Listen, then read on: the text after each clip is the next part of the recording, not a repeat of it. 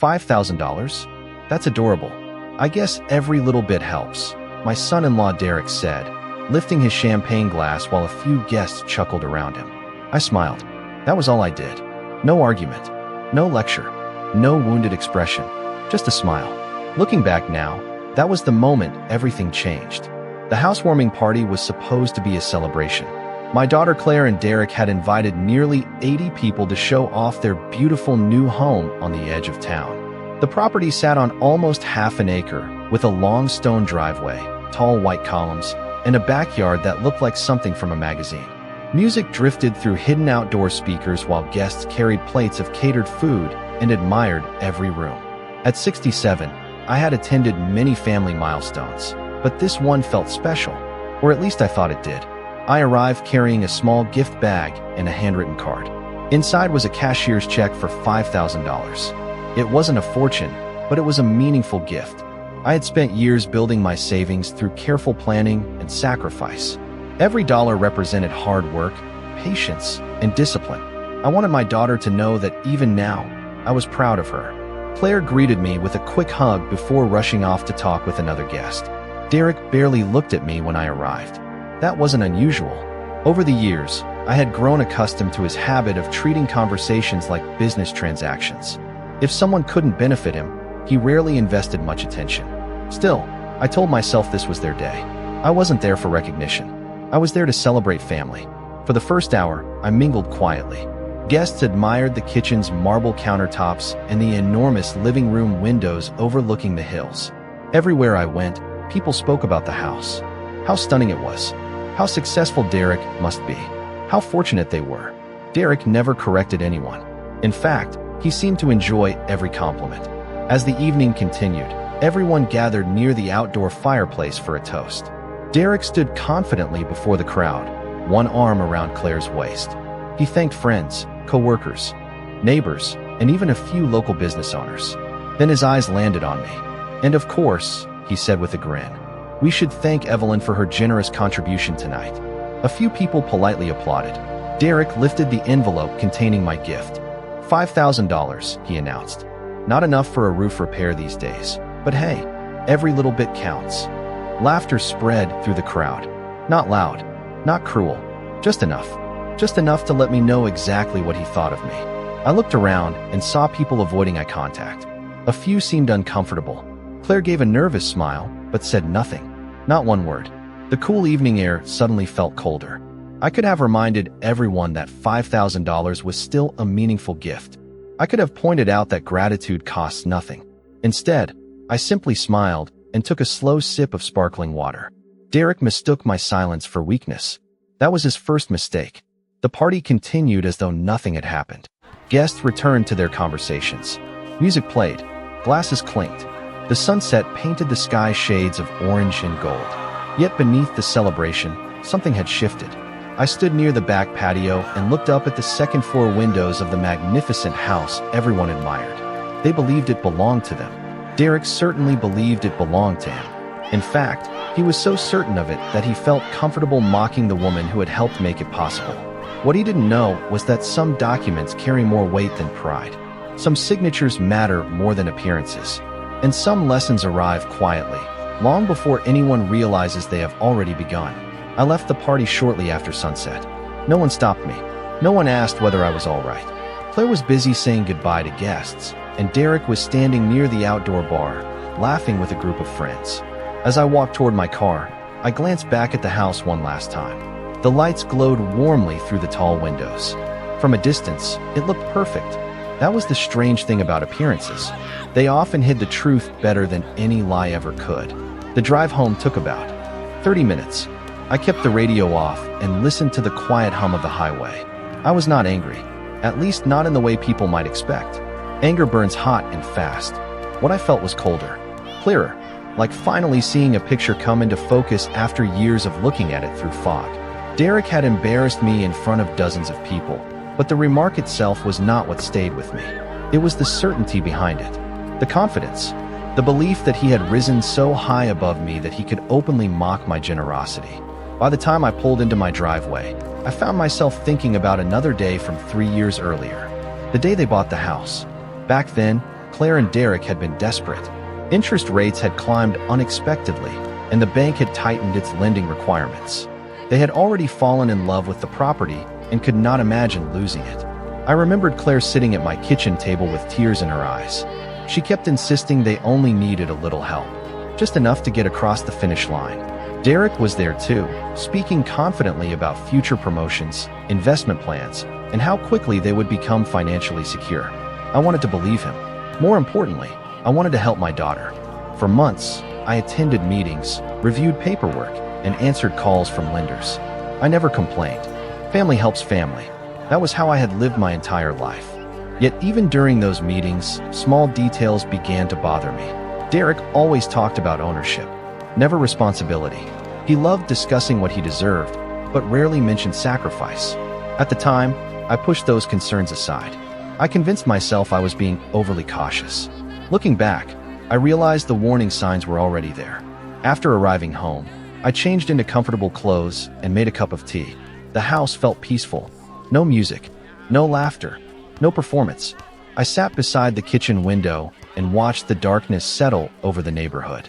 My phone buzzed once. Then again, several new social media notifications appeared. Curious, I opened one of them. A photo from the party filled the screen.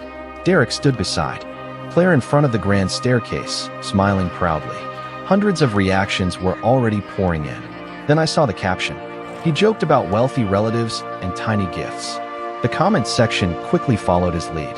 Most people probably thought it was harmless. A joke, nothing more. But as I read the words, something inside me finally settled. Not broke, settled. Because in that moment, I understood something Derek never had. Respect cannot be demanded. It cannot be purchased. And when someone mistakes kindness for weakness long enough, they eventually forget who helped build the ground beneath their feet. The next morning, I woke earlier than usual. Sunlight filtered through the kitchen curtains, casting long golden lines across the table where I had spent hours thinking the night before. My tea had gone cold. My phone sat untouched beside it. For the first time in a long while, I felt no urge to explain myself to anyone. No desire to call Claire and ask why she had remained silent. No temptation to confront Derek about his comments. Some questions stop needing answers once the truth becomes obvious. Instead, I opened a drawer and pulled out an old folder. It was thicker than I remembered. Years of paperwork rested inside. Loan documents, correspondence, closing statements, notes from meetings I had attended when Claire and Derek were trying to secure financing for their dream home. I carried the folder to the dining room and spread everything across the table. Piece by piece, the past returned. 3 years earlier, Claire had called me almost every day. The stress of the home purchase had consumed her. She worried constantly that the deal would collapse. Derek always sounded optimistic, but optimism was easy when someone else was helping solve the problem. I remembered sitting with them in lender offices, listening as financial requirements changed again and again. Every obstacle seemed to require additional documentation, additional guarantees, additional assurances. Through it all, I remained patient. I told myself I was helping build stability for my daughter's future. Yet certain moments stood out now more clearly than they had at the time. Derek rarely thanked people. He expected help the way other people expected weather, as though support simply appeared because it was supposed to. When professionals offered advice, he interrupted. When concerns were raised, he dismissed them. If something worked in his favor, he called it intelligence. If someone else contributed, he called it luck. Back then, I convinced myself those were merely personality flaws. Nothing serious. But character has a way of revealing itself over time. By late morning, I had organized the documents into neat stacks. My eyes paused on a familiar name, Martin Cole, the attorney who had overseen several parts of the transaction. Martin had always been careful, thorough, the kind of man who read every line twice before signing anything. We had not spoken in months, but I still had his number. I stared at it for several seconds before setting the paper aside. There was no urgency, no crisis, only clarity. Meanwhile, life at the new house seemed to continue exactly as expected. Claire posted photos from the party throughout the day. Smiling guests, elegant decorations, expensive furniture. In every picture, Derek looked proud of what he believed he had built. Friends flooded the comments with praise. Congratulations. Admiration. The image was flawless. Almost. Because while scrolling through those photographs, I noticed something else. Not what was present. What was missing? Family used to mean gratitude. It used to mean remembering who stood beside you before success arrived. Somewhere along the way, that lesson had disappeared. The more I reflected on it, the more I realized the problem had not begun at the party. The party had merely exposed it, like sunlight revealing cracks that had existed for years. That afternoon, I carefully returned every document to the folder. Then I placed it beside my desk. I was not planning revenge. I was not interested in humiliating anyone. What I wanted was much simpler. I wanted the truth to stand on its own. And sometimes, the truth requires nothing more than patience, paperwork, and time. 2 days passed before I finally called Martin. The conversation lasted less than 10 minutes, yet it confirmed something I had already suspected. He remembered the transaction immediately, not because it had been unusual, but because he had advised everyone involved to read every page carefully before signing. That was his habit. He believed paperwork told the truth people often ignored. We agreed to meet later that week. After hanging up, I felt neither excitement nor satisfaction, only calm, the kind that comes when uncertainty finally begins to disappear.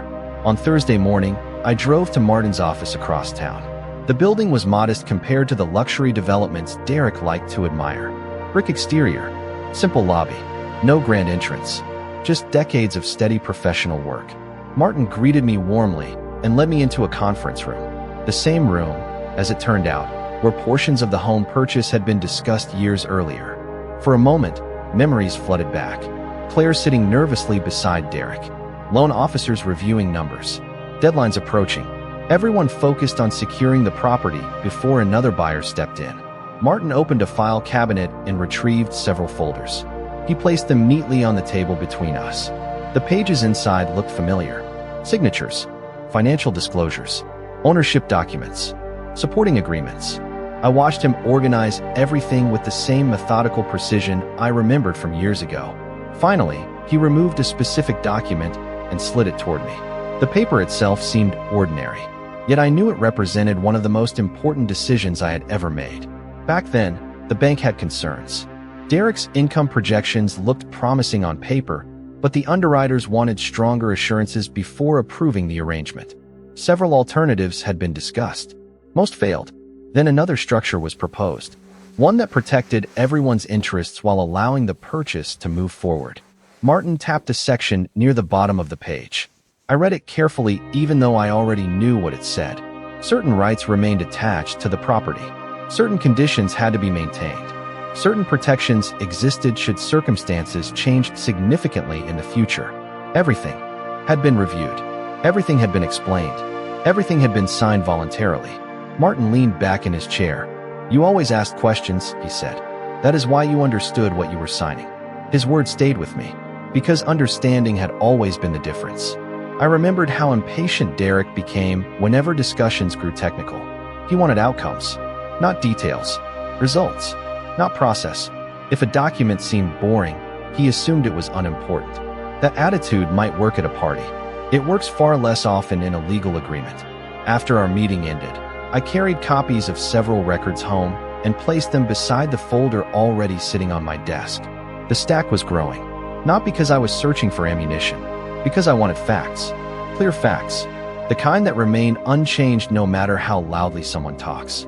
That evening, another social media post appeared. Derek stood in front of the house with a new luxury sport utility vehicle parked in the driveway. The caption spoke about success, ambition, and earning everything through hard work. Thousands of people would probably see the image and believe every word. I studied the photo for a few seconds before setting my phone aside. Then I looked at the documents on my desk. One represented appearance. The other represented reality. And sooner or later, reality always catches up. Over the following week, I noticed something interesting. The more successful Derek appeared online, the less connected he seemed to reality. Nearly every day brought a new photograph. A dinner at an expensive restaurant. A weekend getaway. Another improvement to the house. Another purchase. Another reminder to the world that he believed he had achieved something extraordinary. What stood out was not the spending itself. People are free to enjoy the fruits of their labor. It was the constant need to be seen enjoying it. Every accomplishment became a performance. Every milestone became an advertisement. Meanwhile, I remained quiet. My days followed their usual rhythm. Morning coffee, gardening, reading, occasional lunches with friends. Outwardly, nothing had changed. Yet beneath that calm routine, I found myself revisiting memories I had ignored for years. One afternoon, while sorting through old emails, I came across messages exchanged during the months leading up to the home purchase. Hundreds of them. Loan updates, financial requests, scheduling changes, questions from attorneys and lenders. I read each one carefully. The pattern became impossible to miss. Whenever a problem emerged, Claire reached out politely and expressed gratitude. Derek, on the other hand, focused almost entirely on outcomes. He wanted approvals, extensions, solutions. Rarely did he acknowledge the people providing them. One message caught my attention in particular. It had been sent late at night after a lender raised concerns about the application. Derek wrote that without additional support, the entire deal might collapse. He described the property as their future, their stability, their dream. Reading those words now felt strangely different. At the time, they sounded sincere. Today, they felt transactional. Not because the dream was false, but because gratitude had disappeared the moment the dream became reality. A few days later, I met my longtime friend Nancy for lunch. We had known each other for nearly 30 years. She was one of the few people who could read my face before I spoke a single word. Halfway through the meal, she set down her fork and asked whether something was bothering me. I considered giving the usual answer, the polite answer. Instead, I told her everything. The party, the comments, the social media posts, the documents. Nancy listened without interrupting. When I finished, she sat quietly for several moments. Then she asked a simple question. If the situation were reversed, would you ever treat Claire that way? I immediately shook my head. The answer required no thought, no hesitation. Nancy nodded. Then stop questioning whether your feelings are justified. Her words stayed with me long after lunch ended. Because she was right. For too long, I had measured my expectations downward in order to avoid disappointment. I had excused behavior I would never accept from a stranger simply because it came from family. That realization changed something. Not my plans, not my actions, my perspective. Later that evening, another message appeared on my phone. This time it came from Claire. She wanted to organize a family dinner the following weekend. Her note was cheerful, casual, as though nothing unusual had happened. I stared at the screen for a long moment before replying that I would attend. Then I placed the phone down and looked toward the folder resting on my desk. The invitation seemed harmless enough, yet instinct told me something important was approaching. Sometimes people become most comfortable just before everything changes. And judging by the confidence Derek had been displaying lately, he had never felt more comfortable in his life. The family dinner took place the following Saturday evening. Claire and Derek hosted it at the house, and from the moment I arrived, I could tell they wanted everything to look perfect. Fresh flowers decorated the dining table. Soft music played through the speakers. The kitchen counters were covered with appetizers arranged so carefully that they looked more like a magazine photo shoot than a family meal. Several relatives had been invited, along with a few close friends. Everyone seemed relaxed. Everyone except me. Not because I was nervous, because I had begun noticing things other people overlooked. Derek greeted me with unusual enthusiasm. He smiled broadly and offered to take my coat.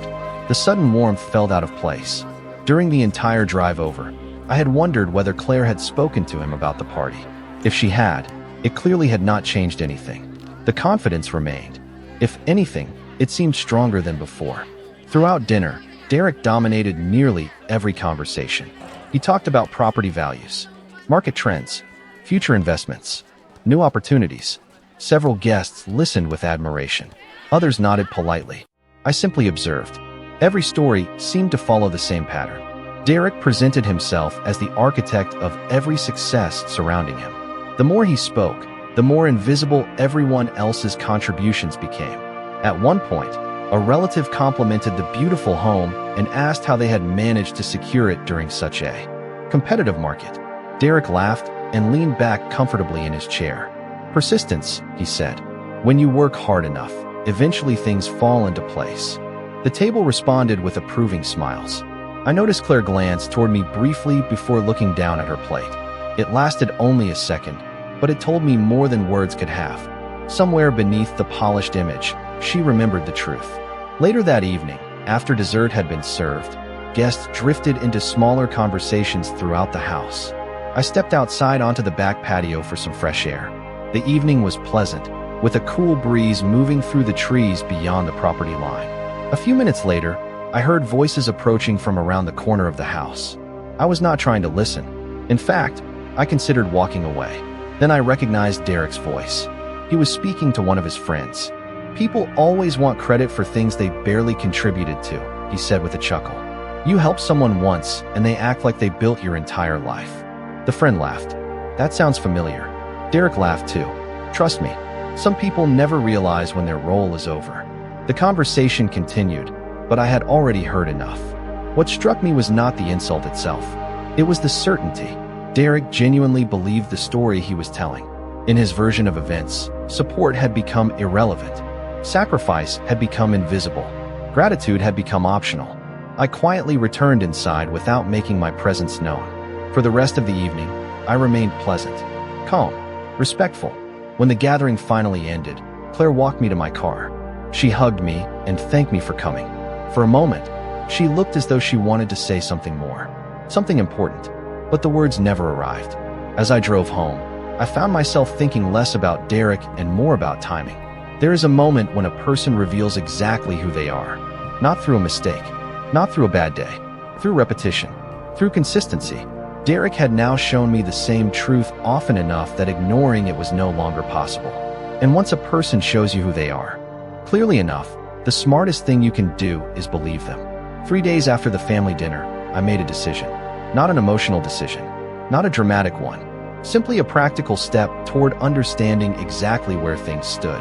I called Martin again and asked whether we could review every relevant document from beginning to end. He agreed immediately. The following afternoon, I arrived at his office carrying the same folder that had been sitting on my desk for weeks. This time, however, I was not looking through memories. I was looking for certainty. Martin had already arranged everything before I arrived. Copies of agreements rested neatly across the conference table. Property records, financial disclosures, correspondence, amendments, every piece of paper connected to the purchase of the house. We spent nearly 2 hours reviewing details. Slowly, carefully, methodically. There was nothing hidden, nothing mysterious. In fact, that was the most surprising part. The truth had never been concealed. It had simply been ignored.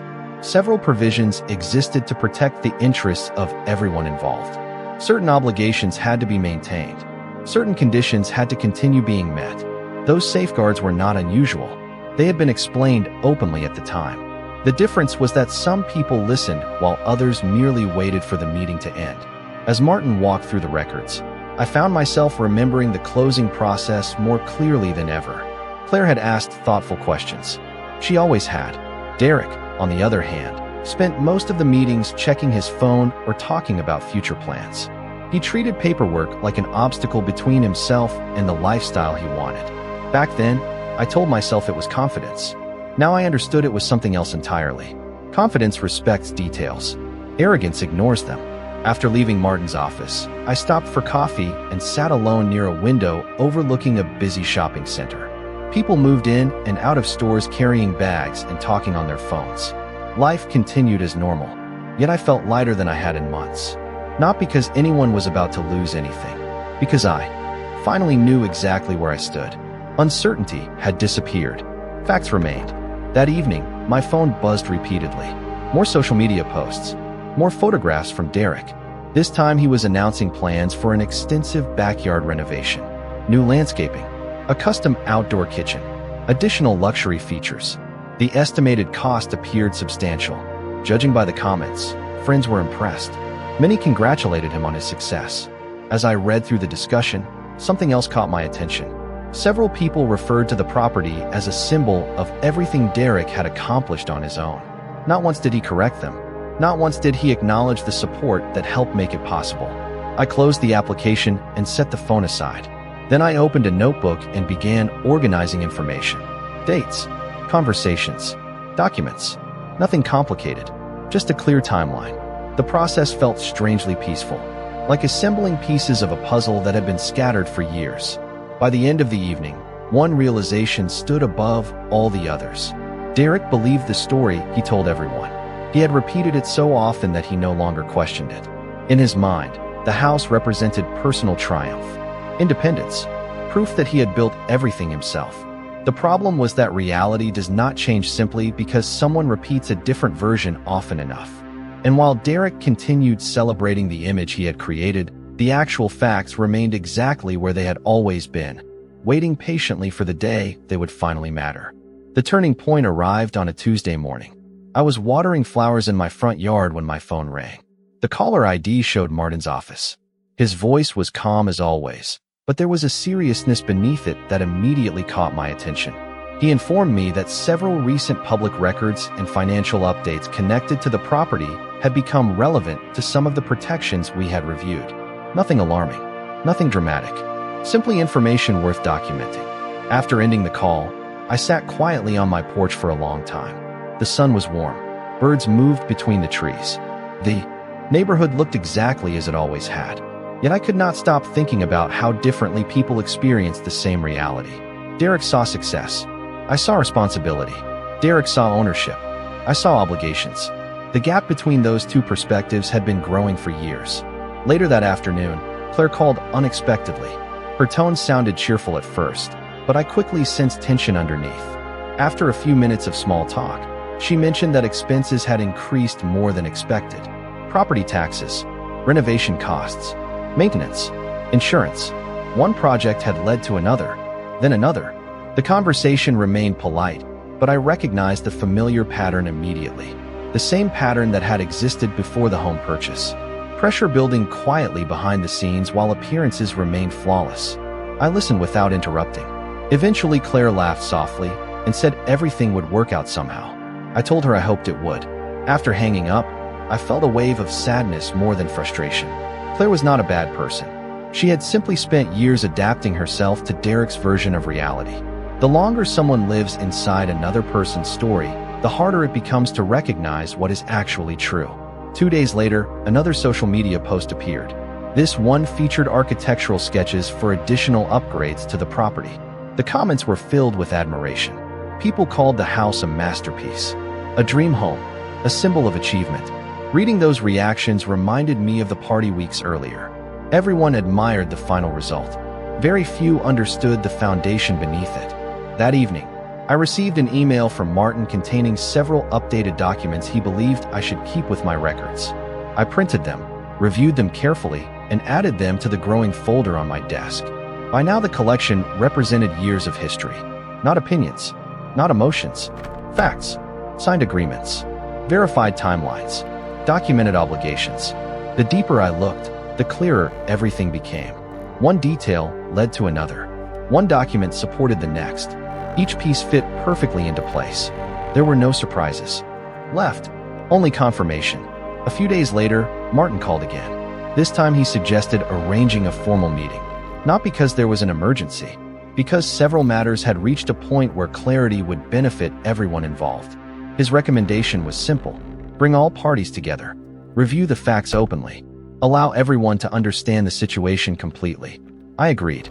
The meeting was scheduled for the following week. As I marked the date on my calendar, I felt surprisingly calm.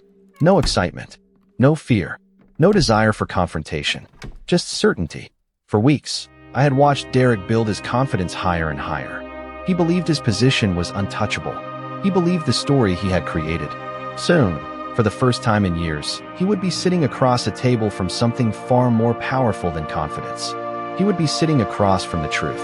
The meeting took place the following Wednesday morning. Martin reserved the same conference room where so many important conversations had happened years earlier. When I arrived, he was already organizing documents across the table. Everything was prepared with his usual precision. Nothing extra, nothing dramatic, just facts arranged in order. About 15 minutes later, Claire and Derek walked in together. Derek appeared completely relaxed. He greeted Martin with confidence and smiled politely at me before taking his seat. If he felt concerned, he hid it well. Claire seemed less comfortable. She looked tired. The strain from recent months was visible in ways photographs never reveal. Once everyone was seated, Martin began speaking. His tone remained calm and professional. He explained that the purpose of the meeting was clarity. Nothing more. He reviewed timelines, agreements, responsibilities, and protections associated with the property. At first, Derek listened casually. He leaned back in his chair and occasionally glanced toward Claire. The expression on his face suggested he expected a routine discussion. Then Martin started reviewing specific documents. One by one, he placed copies on the table. Dates, signatures, supporting records, relevant provisions. Every statement was backed by paperwork. Every conclusion connected directly to documented facts. Slowly, the confidence began to fade from Derek's face. He leaned forward, asked questions, requested clarification. Martin answered each one patiently. Nothing had changed since the original transaction. Nothing had been altered. Nothing had been hidden. The agreements remained exactly as they had always been. The difference was that this time, every page was receiving the attention it deserved. The room grew noticeably quieter. Claire reviewed several documents herself. More than once, she looked toward me with an expression I could not fully interpret. Regret perhaps, or realization. Maybe both. Eventually, Martin finished his explanation and folded his hands neatly on the table. Silence settled across the room. No one argued. No one raised their voice. There was nothing to debate. Facts do not require volume. They only require acknowledgement. For the first time since the meeting began, Derek looked genuinely uncertain. The certainty that had followed him for years seemed to disappear all at once. He asked a few final questions, but I could tell he already understood the answers. The situation was not what he believed it had been. The foundation beneath his assumptions had never been as secure as he imagined. Several minutes later, the meeting ended. Claire remained seated while Derek stared quietly at the documents spread before him. Martin gathered the files with the same professionalism he had shown from the beginning. As for me, I simply stood and prepared to leave. No celebration, no satisfaction, no desire to embarrass anyone. Before I reached the door, Claire spoke softly. She apologized, not for one specific moment, for all of it. The distance, the silence, the failure to recognize what had been given to her. I nodded. Sometimes apologies matter most when they arrive without excuses attached. Then I turned toward Derek. For a long moment, neither of us spoke. Finally, I said the only thing that truly needed to be said. Respect costs nothing, but the lack of it can become very expensive. He lowered his eyes and said nothing. Outside, the afternoon sun felt warm against my face as I walked toward my car. The weight I had carried for weeks was gone. Not because I had won anything, because the truth had finally been allowed to stand where everyone could see it. And as I drove away, I realized something important. People often mistake kindness for weakness because kindness rarely demands attention. But real strength does not need to announce itself. It waits. It endures. And when the time comes, it simply speaks for itself.